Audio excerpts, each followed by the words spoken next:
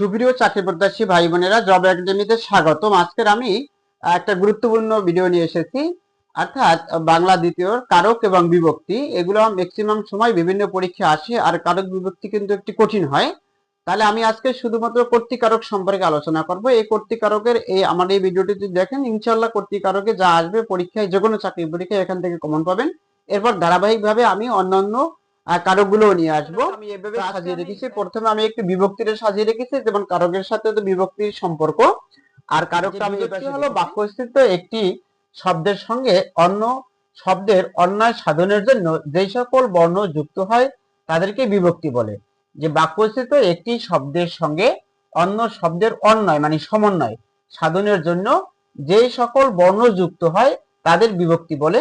বিভক্তি দুই প্রকার, একটা নাম বা শব্দ বিভক্তি এবং ক্রিয়া বিভক্তি। এই নাম বা শব্দ বিভক্তি, এই এক নাম্বারটা, অর্থাৎ নাম বা শব্দ বিভক্তি, এটা হলো 7 প্রকার। প্রথমা, দ্বিতীয়া, তৃতীয়া, চতুর্থী, পঞ্চমী, ষষ্ঠী এবং সপ্তমী। এটার এক বচন এবং বহু বচন আছে, যেগুলো আমরা 9, 10-এ পড়ে আসছি। এক বচনে, প্রথমা বিভক্তির এক বচনে শূন্য, অ, এ, অ, তে বা এতে, আর বহু বচনে রা, এরা, গুলি, গুলো। দ্বিতীয় বিভক্তিতে কে রে, এটার বহু বচনে দিগকে, দিগেরে। তৃতীয় বিভক্তি দ্বারা, দিয়া, কর্তৃক, এটার বহু বচনে দিগকে দ্বারা, দের, দিয়া, দিক, কর্তৃক। চতুর্থী বিভক্তি কে রে, দিগেকে, দিগের, দের, তরে, দের, জন্য, এটা হলো চতুর্থ বিভক্তির বহু বচন। পঞ্চমী বিভক্তি হতে, থেকে, চেয়ে, এটা দিক হতে, দের থেকে, দিগের, চেয়ে, এটা বহু বচনে। ষষ্ঠী বিভক্তি র এর, দিগের, দের। ষষ্ঠী বিভক্তির এক বচনে র এর, বহু বচনে দিগের, দের। সপ্তমী বিভক্তি এ, অ, তে, দিগে, দিগেতে। তাই আমরা বিভক্তি সম্পর্কে জানলাম, যে বিভক্তি নাম বিভক্তি এবং ক্রিয়া বিভক্তি। নাম বিভক্তি 7 প্রকার, প্রথমা, দ্বিতীয়া, তৃতীয়া, চতুর্থী, পঞ্চমী, ষষ্ঠী, সপ্তমী। এটা এক বচন এবং বহু বচন গুলো জানলাম। কারণ এই এক বচন এবং বহু বচনের বিভক্তির উপরে নির্ভর করেই আমাদের পরীক্ষা আসে এটা কোন কারকে কোন বিভক্তি। আমরা যদি বিভক্তি না জানি, তাহলে কারক নির্ধারণ করলেও কিন্তু অনেক সময় পরীক্ষা হলে মিলানো অসম্ভব হয়। এর জন্য আমাদের বিভক্তিগুলো ধারণা রাখতে হবে। একবার দুইবার দেখলে এটা মনে থাকবে। এটা আমরা পড়ে আসছি 19-এ। আমি কারক, কারক হলো বাক্যস্থিত ক্রিয়াপদের সাথে অন্যান্য পদের যে সম্পর্ক, অর্থাৎ নাম পদের যে সম্পর্ক, বিশেষ্য এবং সর্বনাম। নামটা বিশেষ্য এবং সর্বনাম পদের যে সম্পর্ক, যে বাক্যস্থিত ক্রিয়াপদের সাথে নাম পদের যে সম্পর্ক। আমরা জানি পদ 5 প্রকার, যেমন বিশেষ্য, বিশেষণ, সর্বনাম, অব্যয়, ক্রিয়া। এই ক্রিয়াপদের সাথে বিশেষ্য এবং সর্বনাম পদের যে সম্পর্ক তাকে কারক বলে। আর কারকের ক্রি, যক, নক, এটা হলো কারকের সন্ধি বিচ্ছেদ যদি পরীক্ষা আসে। এই শব্দটি অর্থ হলো যা ক্রিয়া সম্পাদন করে, যা ক্রিয়া সম্পাদন করে, যা ক্রিয়া সম্পাদন করে সেটা হলো কারক।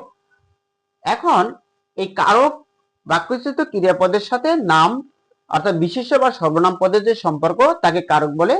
কারক 6 প্রকার, কর্তৃকারক, কর্মকারক, করণকারক, সম্প্রদান কারক, অপাদান কারক, অধিকরণ কারক।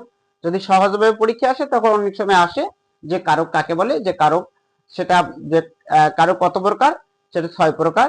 তারপর কারকের সন্ধি বিশিষ্ট আসতে পারে, যে ক্রিয়াযোগ নক, এটা মূর্ধন্য কিন্তু এটা শব্দটি অর্থ যা ক্রিয়া সম্পাদন করে। আর কারকের সে বাক্যস্থিত ক্রিয়াপদের সাথে নাম পদের যে সম্পর্ক, এটা হলো বিশেষ্য এবং সর্বনাম পদের যে সম্পর্ক। বিশেষ্যর নাম আর সর্বনাম হলো যে এই নামের পরিবর্তে যেটা বসে সেটা হলো সর্বনাম। যে বিশেষ্য সর্বনাম পদের যে সম্পর্ক তাকে কারক বলে। কারক 6 প্রকার, সেটা আমরা দেখলাম। তো আজকের যেহেতু আমি আলোচনা করব শুধু কর্তৃকারক, এরপরে ভিডিওগুলোয় আমি অন্যান্য কারকগুলি নিয়ে আলোচনা করব। তো আজকের আমি শুধুমাত্র কর্তৃকারক নিয়ে আলোচনা করব। এবং এই কর্তৃকারকটা আমি সাজিয়ে রেখেছি যে বিভিন্ন পরীক্ষায় আপনাদের যেভাবে পরীক্ষা আসে সেভাবে, যে ইনশাল্লাহ এখান থেকে আপনারা কমন পাবেন।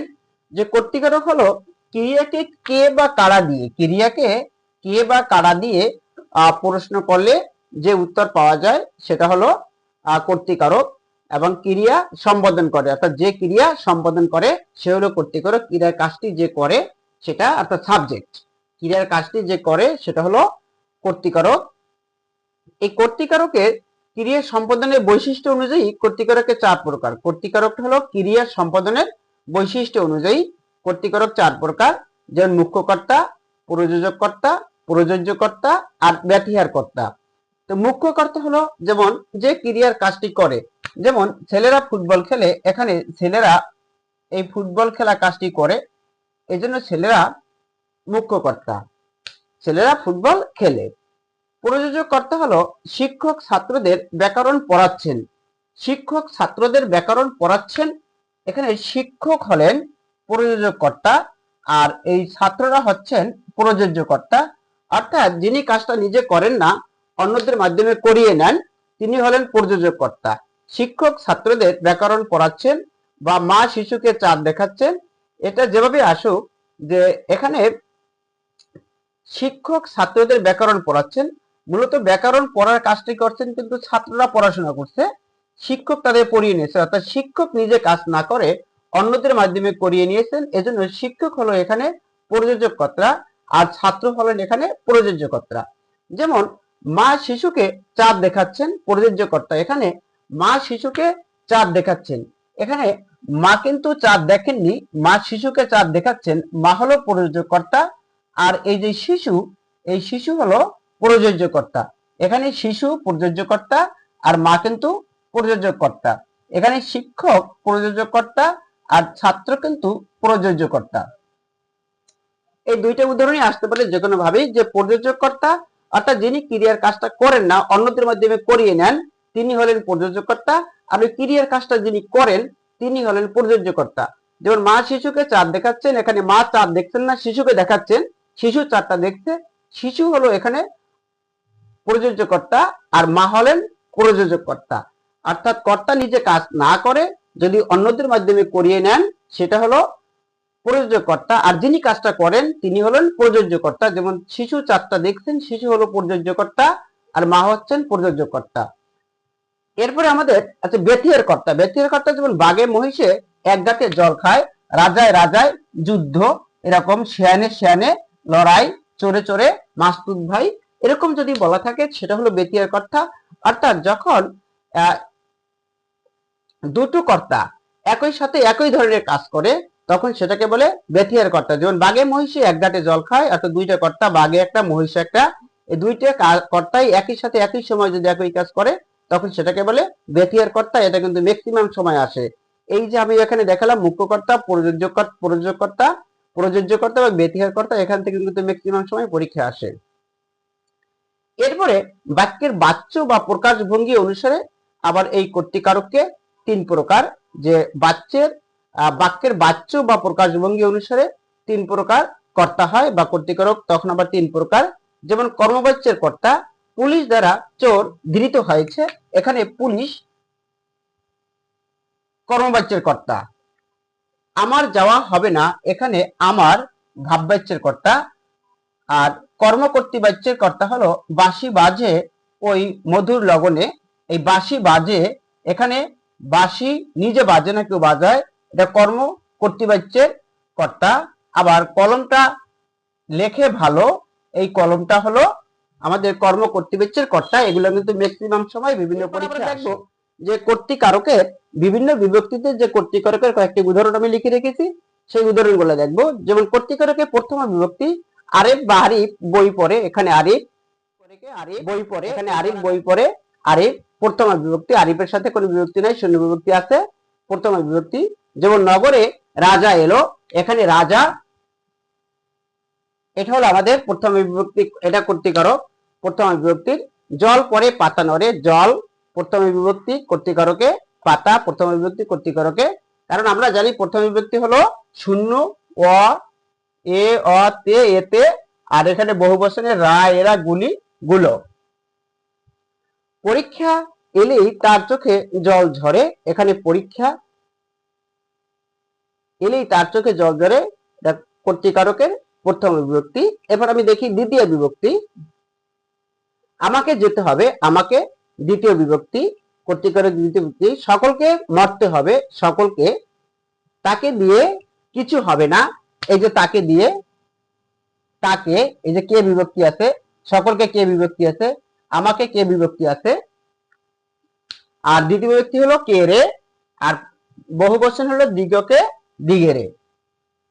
গেল আমাদের দ্বিতীয় বিভক্তি। এরপর আমি কর্তৃকারকে যদি তৃতীয় বিভক্তি দেখি, যেমন ফেরদৌসী কর্তৃক শাহনামা রচিত হয়েছে, এখানে এই ফেরদৌসী কর্তৃক এটা হলো আমাদের তৃতীয় বিভক্তি। কর্তৃকারকে তৃতীয় বিভক্তি, অর্থাৎ দ্বারা দিয়ে কর্তৃক যদি থাকে সেটা হলো আমাদের তৃতীয় বিভক্তি। এই যে কর্তৃকারকে চতুর্থ বিভক্তি হয় না, পঞ্চম বিভক্তি হয় না, ষষ্ঠী বিভক্তি। ষষ্ঠী বিভক্তি হলো দেবতার ধন কে যায় লয়ে ফিরায় লয়ে, এখানে দেবতার, এখানে র আছে, র এর, এটা হলো ষষ্ঠী বিভক্তি। যেমন দেবতার ধন কে যায় লয়ে ফিরায় লয়ে, এখানে দেবতার, এটা হলো কর্তৃকারকের ষষ্ঠী বিভক্তি। আমার যাওয়া হয়নি, এখানে আমার, এখানে র আছে, ষষ্ঠী বিভক্তি, এখানে কর্তৃকারকের ষষ্ঠী বিভক্তি। তারপর কর্তৃকারকের সপ্তমী বিভক্তি, যেটা ম্যাক্সিমাম সময় পরীক্ষা আসে কিন্তু, আমারে তুমি রক্ষা করো এ না হয় মোর প্রার্থনা, এখানে আমারে, এটা কর্তৃকারকের সপ্তমী বিভক্তি, রে আছে, এ অতে সপ্তমী বিভক্তি। মানুষে, এখানে এ আছে কিন্তু, আমার যোগ এ, মানুষে ভাবে এক হয় আর এক, এখানে মানুষে মানুষ যোগ এ, সপ্তমী বিভক্তি, কর্তৃকারকের সপ্তমী বিভক্তি। অন্ধজনে বদ্ধ ঘরে দিবা রাত্রি, অন্ধজনে বদ্ধ ঘরে দিবা রাত্রি কষ্ট করে, এখানে অন্ধজনে সপ্তমী বিভক্তি, কর্তৃকারকের সপ্তমী বিভক্তি। বুলবুলিতে ধান খেয়েছে, এ তে বিভক্তি আছে, এখানে কর্তৃকারকের সপ্তমী বিভক্তি। দশে মিলে করি কাজ হারি জিতি নাহিলাস, এখানে দশে দর্জক এ, সপ্তমী বিভক্তি, কর্তৃকারকের সপ্তমী বিভক্তি। পাগলে কিনা বলে ছাগলে কিনা খায়, এখানে পাগলে, পাগল যোগে পাগলে, সপ্তমী বিভক্তি, কর্তৃকারকের সপ্তমী বিভক্তি।